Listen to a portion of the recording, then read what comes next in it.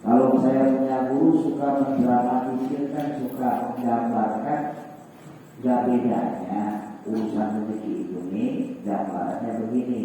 Kita gali tanah, kita isiin air, kita bikin empang. Begitu empang udah jadi, kita beli bibit jair, bibit ikan mas, ya, bibit gurame. Ya ada tuh empang kita. Kan gak cukup kita taruhin ikannya, tentunya harus dipersiapkan pakannya.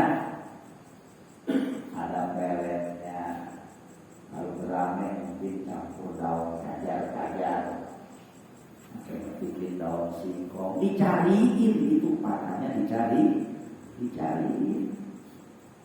Tapi faktanya ketika pelet nyampe ke empang, itu yang makan bukan cuma mujair, bukan cuma ikan emas, bukan cuma gurame. Karena di empang tersebut tanpa kita sadari muncul makhluk-makhluk yang lain berupa bulu, ya. Apalagi ya, kadang-kadang ada gabus, ada betok, nimbul sendiri dari itu. Dibiarkan itu gak ada. Dan yang lebih parahnya, kadang-kadang banyak binyawaknya masuk. Malah kalau udah binyawak masuk ke empang, bukan cuma peletnya, bukan cuma daunnya, bukan cuma badannya, ikan piaraan kita juga dimakan. Nah itu ternyata gambaran Allah ngasih rezeki di dunia. Yang dimaksud sama Allah nih rezeki kita di dunia buat hambanya yang beriman, buat hamba-hambanya yang taat, buat hamba-hambanya yang soleh. Cuma hambanya yang soleh emang kagak tapi malu, makanya dikit-dikit. Akhirnya banyak rezeki Allah yang dihantar sama binyawak tuh yang kayak 300 triliun kan binyawak itu. Sampai orang lain, bahkan orangnya juga bisa dimakan. Itu jangan iri, hakikatnya kalau urusan rezeki haram itu emang Allah kasih buat orang-orang yang Allah beri. Nanti makanya kita jangan aneh suka waktu kalau umat Islam ini tertinggal dari umat-umat kafir. Orang kafir mah hebat-hebat, kaya-kaya, jangan aneh. Orang kata Nabi, ila qadaballahu ala ahadin razaqahu malan haraman. Kalau Allah sudah membenci seseorang, Allah kasih dia rezeki yang haram. Faidah sadar qadruhu, apabila kebencian Allah makin meningkat, alaihi wa ta'ala syaitan, Allah tugasin setan. Jadi setan itu ada kalanya dapat tugas bukan dari iblis doang, dari Allah. Wa qala bihi syaitan yubarikulahu bihi masoha wa yusbihu bidunya, yang memberikan keberkahan terhadap rezeki yang haram tersebut. Berkah dari setan. Makin banyak sehingga yusbihu bidunya, kata Nabi, itu orang sibuk berurusan urusan dunianya, adidin lalai terhadap urusan agama. Wa yusahilu lahu umrah dunya, karena dibantuin setan urusan dunia jadi gampang lain. Jadi gampang, ya kan sering kita lihat kalau orang yang kadang-kadang ada bayi yang di dalamnya kan gitu. Kan tahunya banyak yang membantu, hebat yang membantuin saya. Dikit-dikit global ya bisnisnya. Tahu-tahu nambah baik hartanya. Ada baik dalam ini dari ini. Ada baik. Makanya kalau ada orang beranggapan sekarang ini nyari duit jangankan yang halal, yang haram ya susah. Itu mah kebangetan tolong, kebangetan bodoh. Itu mah otaknya itu harus diperiksa. Kalau yang haram mah udah pasti digampangin, lantaran apa? Dibantuin setan. Kalau yang halal, kalau pun ada kesulitan dalam mendapatkan beribadah yang Allah sisihkan dalam pencarian rezeki tersebut. Semakin sulit dia semakin berjuang dengan cara yang halal, dia nilai ibadahnya pun tambah. Emangnya ibadah timbang di masjid doang, emangnya ibadah timbang di atas sejadah doang. Kita ngangkat pacul, pergi ke sawah, itu juga ibadah. Di dalam hadis yang lain dikatakan kamu jadi bisa dilihat orang yang berjalan dari rumahnya keluar rumah tujuan nyari nafkah untuk istri dan anak-anaknya. Kamu jadi bisa dilihat. Tetesan keringat itu berhitung sama Allah. Yang penting tujuannya ikhlas karena menjalankan kewajiban. Balik yang dicari jalannya jalan halal. Makanya saya ngajarin ke anak-anak muda yang suka kumpul sama saya, jangan segera ikut ngomong begitu. Sekarang mana duit yang halal, jangankan yang halal, yang haram aja susah. Itu mau blow. Yang haram udah pasti gampang. Ini asal rajin doang. Pulang ngaji malam-malam lewat ayam matang nih petik kan begitu. Ada ayam orang ada ngandang sabar kan yang ada gitu. Gampang apa sudah? Gampang. Kalau yang halal mah agak sulit kan begitu. Kemudian wa yaqulu Allahu ghafurur rahim. Begitu setan sudah mempermudah langkahnya dalam urusan dunia, begitu setan sudah bisa menyibukkan dirinya dengan urusan duniawi, membuatnya lupa dengan akhirat, itu setan selalu membisikin, tenang baik, Allah Ghafurur Rahim.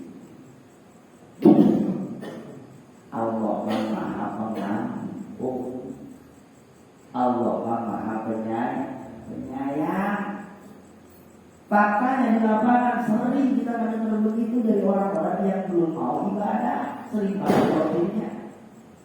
Allah Ghafurur Rahim, yang dalam mah ustaz dikit-dikit belakang gitu, dikit-dikit siksa kubur. Allah Maha Pengampun, Maha Penyayang. Ternyata itu bisikan setan. Cuma karena memang setan yang udah banget menempel sama manusia dia udah jadi setan.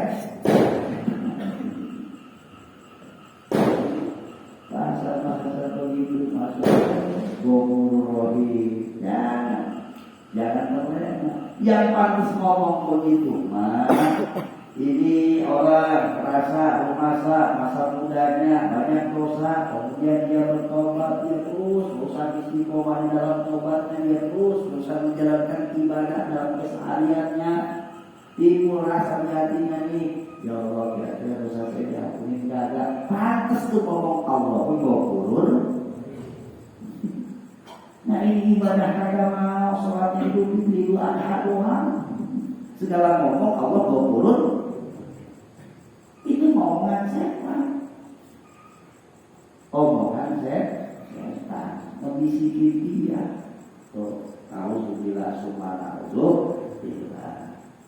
Ya Aliyu, hai Ali, kata Nabi, masa kalau ahadun qalibal haram masyad illa kana syaitan qalinahu. Hai Ali, ingat, tidaklah seseorang melakukan perjalanan qalibal haram dalam rangka mencari rezeki haram. Dari rumah berangkat naik mobil, udah ada niatan di kantor, di tanda tangan nih buat korupsi. Berarti kan haram. Illa kana syaitan qalinahu. Itu orang pergi karena sendirian, dari rumah udah dibanding sama setan. Walau rokiban, kalau dia gak jalan kaki tapi naik mobil, illa kana limahu atau naik motor, itu setan bonceng sama dia. Ikut baik. Wala jama'a ahadun malam aromatila akal syaitan, dan tidaklah seseorang mengumpulkan harta yang haram melainkan setan ikut makan bersamanya. Gak mempat itu mah. Kalau dari harta yang begitu dibeliin makanan terus dipakai segala alhamdulillah minasyaitonir rajim, mempat. Kata setan ada umpan di rumah berluk sebab barangnya barang haram. Apalagi timbang istri jangan dan timbang Allah atau Allah membalik mana. Kita baca mana kitanya sebalik 3 balik kok. Kalau emang subuhannya barang-barang haram mah tetap baik. Kata setan kakak kok agak mau beli. Barang-barang mana jamaah di situ. Nah uzubillah. Jadi bukan doanya yang kagak maju, bukan ayatnya yang kagak maju. Karena kata setan, gue mah ditugasin sama Allah. Karena lu sumbernya barang haram, ditugasin sama Allah, gue pun ngalah lu. Bagaimana mau pergi? Jadi kagak mempan.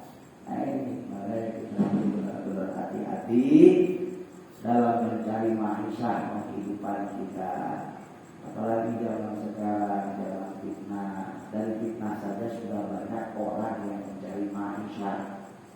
Kenapa sih polemik ini kita lihat karena ada udahnya? Karena dimanfaatin sama oknum ini bela kubu ini, tujuannya apa? Maisha. Dia bukan kayak tahu tuh kebenarannya yang mana. Kenapa dia bisa bertahan dengan argumen-argumennya? Ini maisha, tujuannya dari kehidupan dapat bayar. Kemudian wala jamaah ahadun malam arman la kalau syaitan wala nasiyah ahadun bismallahi ta'ala ida jimaila syarika syaitan diwahadihi wa dalika qawlahu ta'ala wa syarikum fil ahwali wal awlad. Apalagi titik ke orang-orang yang sudah berkeluarga ketika berhubungan badan dengan istri walaupun halal jangan lupa tuh baca doa Bismillahirrahmanirrahim. Jadi syaitan itu kudu dibaca. Sebab kalau kalian nyebut nama Allah, setan ngikut. Dari mana keterangannya? Ini hadisnya. Kata Nabi ngomong, kalau kita akan baca Bismillah, kita berhubungan badan dengan istri, setan ngikut. Bukan cuma hadis Nabi doang, sesuai dengan firman Allah wa syarikum fil amwali wal aulad. Setan dengan segala daya upayanya berusaha semaksimal mungkin akan mencampuri kalian dalam urusan amwali, harta, wal auladi, urusan anak. Kadang-kadang punya anak susah membilangnya, badar segala macam, dulunya kali lupa kalau ada bismillah. Ya pada mau baca ini apa sih berapa lamanya? Bismillahirrahmanirrahim. Saya kalau segini doang. Malah kalau tirakat kiai mah masya Allah pengen punya anak yang soleh. Emang itu bang segitu doang bagainya lah kagak. Belum dia mulai dia wudhu terus langsung sholat keluar sholat hajat dengan tujuan dia punya kebutuhan pengen dapat keturunan yang soleh. Terus duduk istighfar dulu, habis istighfar baca dia surat At-Taubah, masya Allah. Ada cukup At-Taubah, banyak punya harapan anaknya ganteng baca surat Yusuf. Kalau lagi nasib perempuan dia pengen cantik baca surat Maryam. Surat Paul lagi bininya udah gila.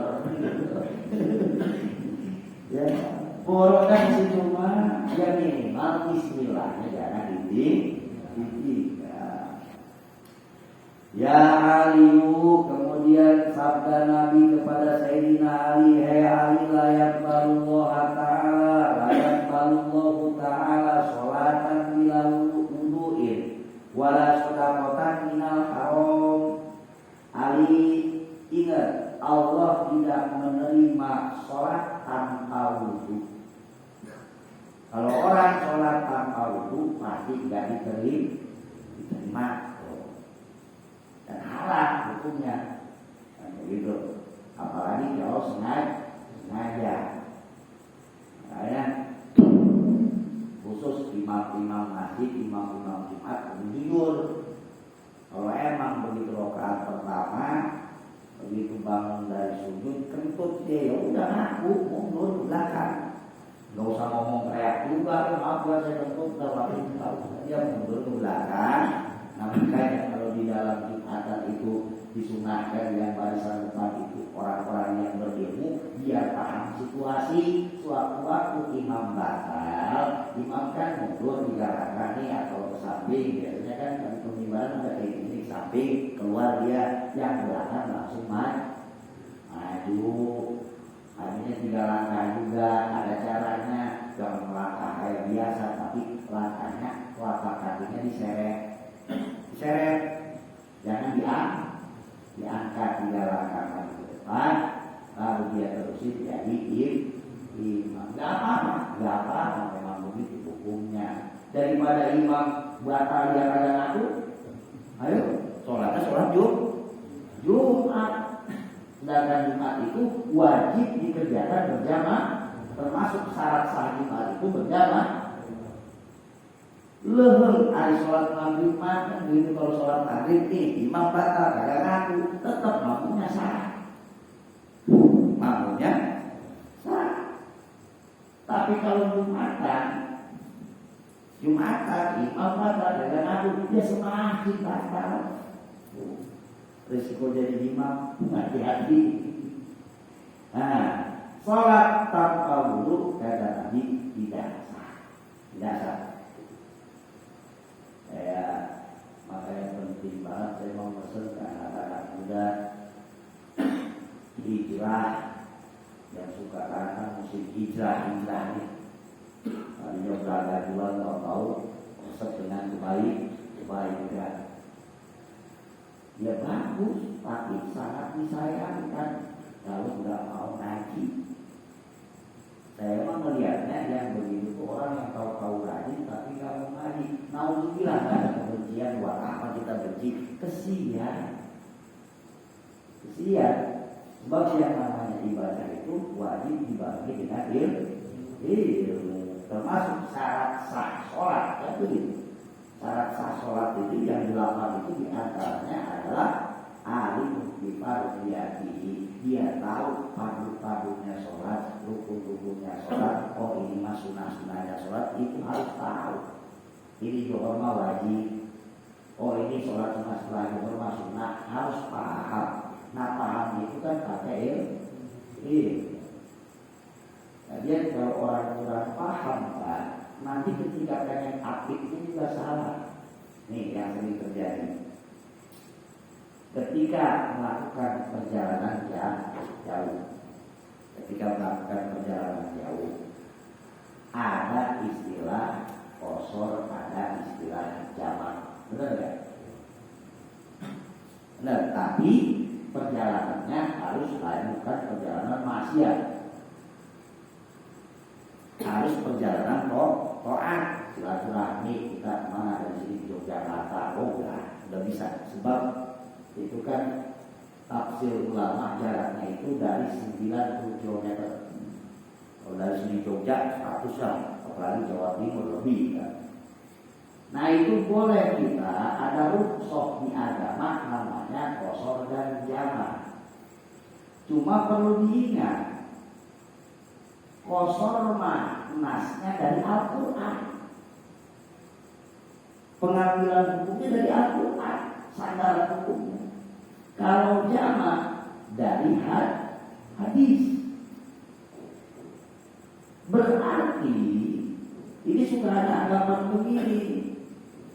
Ya udah sih dijamak baik, tapi nggak usah dikosor tuh. Jadi sholatnya dikumpulin 2 waktu, tapi tidak diringkas. Salah aku kalau mau aktif mah mendingan dikosor, nggak usah dijamak.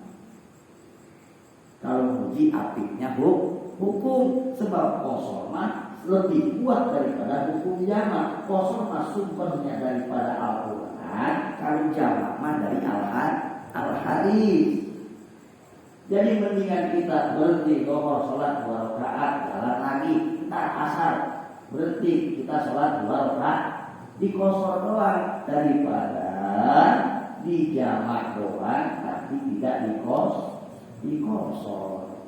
Sholatnya ntar asar baik, berarti kan dijamak tuh. Kalau dohor ditarik asar namanya jamak takdir, dijamak doang, tapi sholatnya tetap 4-4, salah. Kalau udah begitu tanggung, lebih baik dikosor dan dijamak. Sebab kosor mah ambilnya dari Al-Quran. Nah Makanya pentingnya daripada ilmu kayak begitu. Nah, kembali ke masalah wasiat Nabi di sini, sholat bila wudu la tuqbal. Sholat tanpa wudu tidak diterima. Kemarin ada lagi Ustaz belajar langit, saya nanya dia, sebenarnya hukum qada itu hanya ada pada puasa. Jadi sholat mah nggak perlu dikodok. Bupayanya itu Ustaz, mana bulannya sah? Ada bulannya dia mah. Ustaznya punya bulan. Ya Allah kata saya, baru itu Ustaz. Pengen tahu apa sih alasannya dia bisa ngomong begitu? Sebab ada hadisnya diriwayatkan oleh Siti Aisyah, kunna ma'ruf bi qada istighfar bi qada istolah. Hadisnya baru pas benar. Sore hadisnya, sore.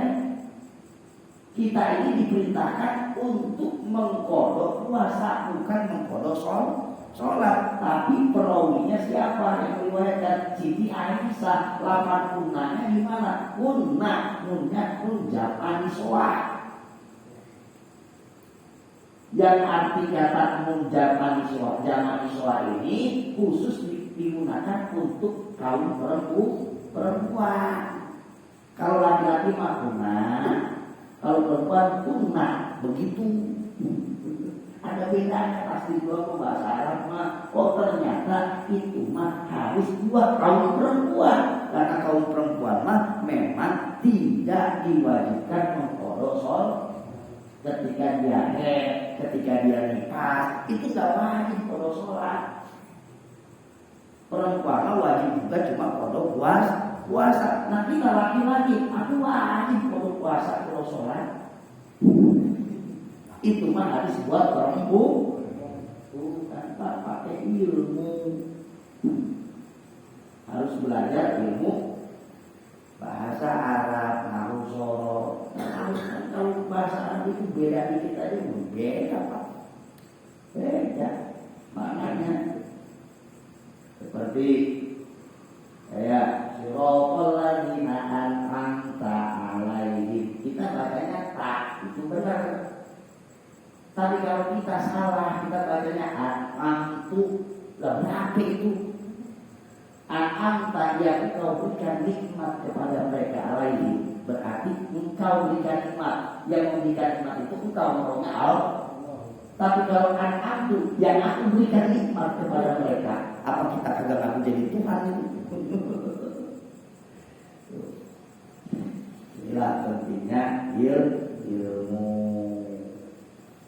Nah, kemudian kata Nabi, wala sodakota minal harami, dan Allah tidak akan menerima bentuk sodakoh yang diambil daripada barang yang haram. Tuh, alhamdulillah. Kudu bisa memilih dan memilah mau haram zati ke haram hakiki. Kalau bisa mah jangan pernah masuk ke badan kita. Amin ya rabbal alamin.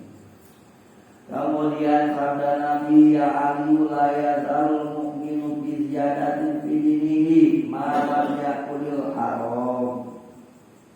Hai Ali, sesungguhnya orang yang tidak makan barang haram di dalam agamanya selalu meningkat.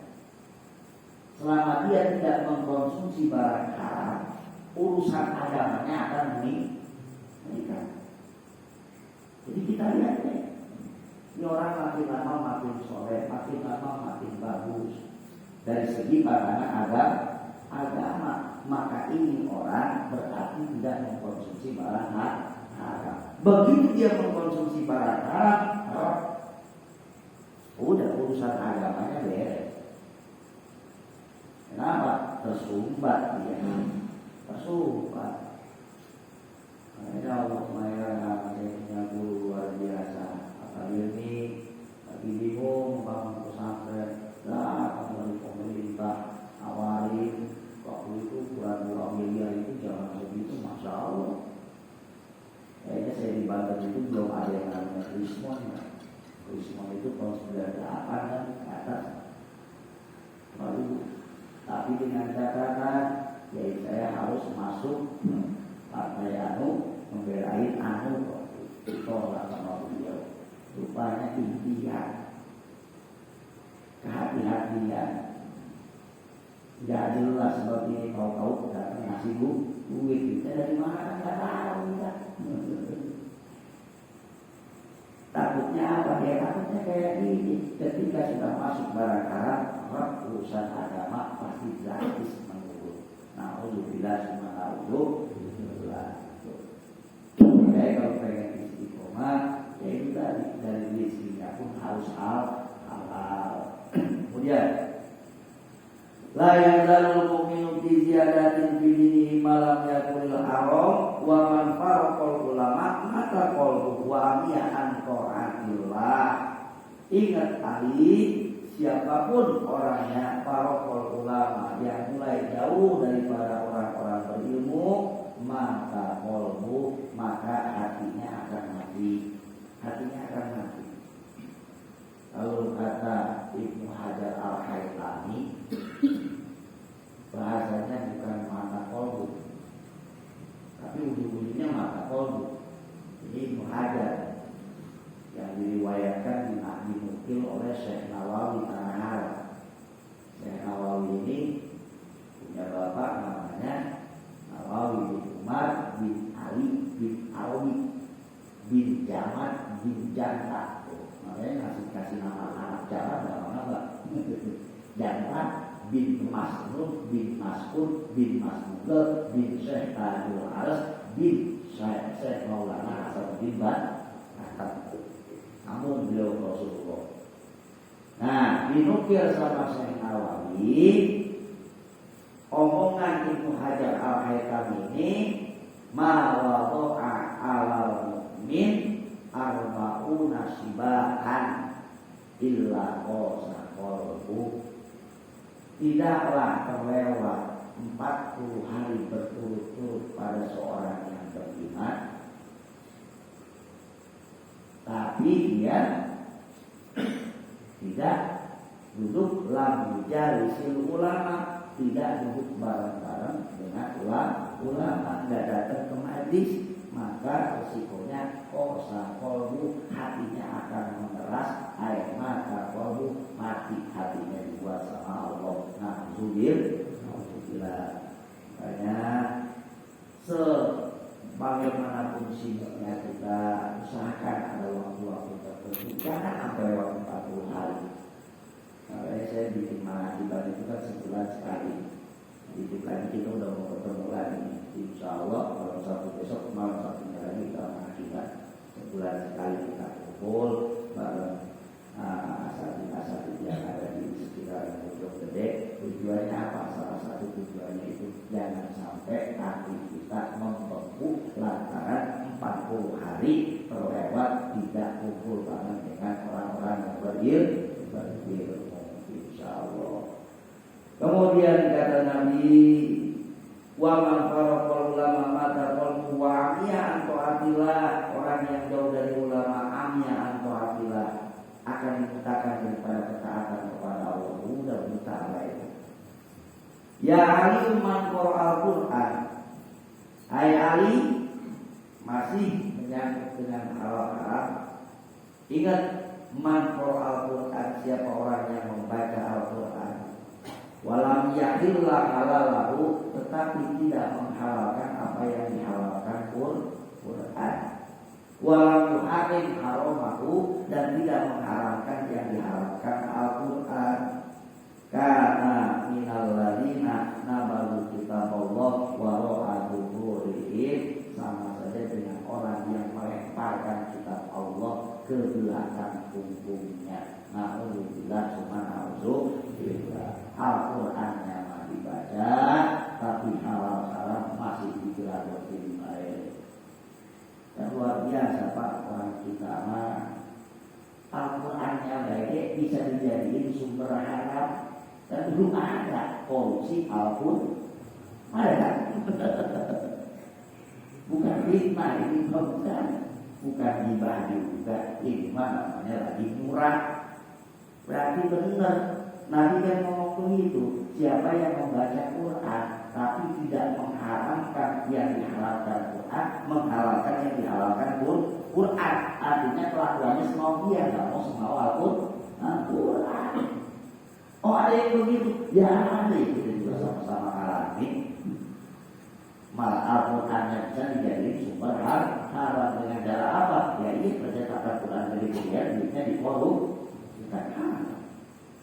Alhamdulillah, itu sama saja orang yang melemparkan Quran ke belakang punggung mereka. Quran dilipat dan pakai belakang. Berarti nggak pasti ada resikonya. Resikonya apa? Ya dunia wa ukhra. Di dunia dapat resiko tadi itu. Resikonya yang tadi semakin dari barang haram ada setan, semakin dimudahi nama Allah buat yang diharapkan, ya akhiratnya naudzubillah summa naudzubillah. Paslun fil wudu'i was sholati. Insyaallah besok pertemuan yang akan datang kita